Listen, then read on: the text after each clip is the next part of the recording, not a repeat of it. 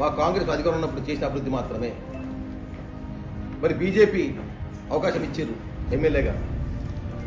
గతంలో ఉండే 5 సంవత్సరాలు ఎమ్మెల్యే ఉండే, మరి ఈ 2 సంవత్సరాలు ఎమ్మెల్యే ఉన్నారు ఆయన. మరి ఏం అభివృద్ధి చేసింది నిజామాబాద్ ప్రాంతంలో? మీకు తెలుసు, గత మున్సిపాలిటీ ఎలక్షన్లలో బైన్స్ అల్లర్లు అడ్డు పెట్టుకొని, మతాన్ని అడ్డు పెట్టుకొని ఇదే ఎంపీ అరవింద్ గారు రెచ్చగొట్టి 28 స్థానాలు గెలిపించుకున్నారు. మరి ఏ వార్డులను అభివృద్ధి చెందిందా? కొన్ని వార్డులు గెలిచిన తర్వాత కార్పొరేటర్లు లెంగ్త్ దొరకలేరు, పేపర్లు లేచిరు మా కార్పొరేటర్ కనబడలేడని. మరి ఇప్పుడు అంటున్నారు మేము మళ్ళీ గెలుస్తాం, మళ్ళీ అధికారం చేస్తామంటున్నారు. అసలు ఏమైనా అభివృద్ధి జరిగిందా నిజామాబాద్ జిల్లా? నిజామాబాద్ పట్టణంలో గతంలో పెద్దలు డీసీఎస్ ఉన్నప్పుడు నీరు లేకపోతే ట్యాంకర్ ద్వారా నీరు సప్లై చేస్తాం.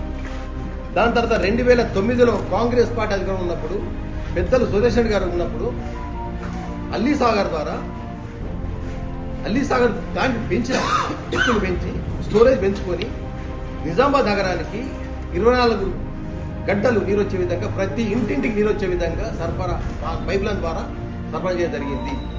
దానికి గతంలోని ఎమ్మెల్యే 10 సంవత్సరాలు ఉన్నారు, దానికి బాలాభిషేకం చేస్తున్నాడు. మేము చేసిన ఘనతని చేసింది కాంగ్రెస్ ప్రభుత్వము, చేసింది సురేష్ రెడ్డి గారు మంత్రిగా ఉన్నప్పుడు. ఈ పట్టణంలో మెడికల్ కాలేజ్ తెచ్చింది పెద్దలు సురేష్ రెడ్డి గారు. ఈ విధంగా బైపాస్ రోడ్ చేసింది మన పెద్దలు శ్రీనివాస్ గారు ఉన్నప్పుడు. మరి ఏ దృష్ట్యా కాంగ్రెస్ చేసిన సమస్య కనబడుతుంది.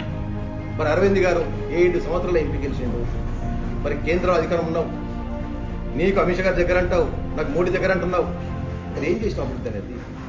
ఏ ఒక్క యువకుడికి ఉద్యోగాలు ఇచ్చినావా? మరి ఆనాడు బీజేపీ ఏం చెప్పింది అధికారం రాకముందు? మేము సంవత్సరానికి 2 కోట్ల ఉద్యోగాలు ఇస్తామన్నాం రాష్ట్ర దేశం మొత్తం మీద. మరి ఇదే నిజామాబాద్ జిల్లాలో ఇదే పట్టణంలో ఏ ఒక్క యువకుడికైనా ఉద్యోగం వచ్చిందా? ఏమన్నారు? కాలాదని లేకేద్దాం అని గరీబోడికి కూడా 15 లక్షలు ఇస్తాను. ఎక్కడన్నా దేశంలో ఉన్న ధనికులను కొట్టినావా? అమిత్ షా గారు కానీ మోడీ గారు కానీ కార్పొరేట్ సంస్థలకే తొత్తులుస్తున్నారు, కానీ ఎక్కడ కూడా గరీబోడి సాయం చేసినేం లేదు.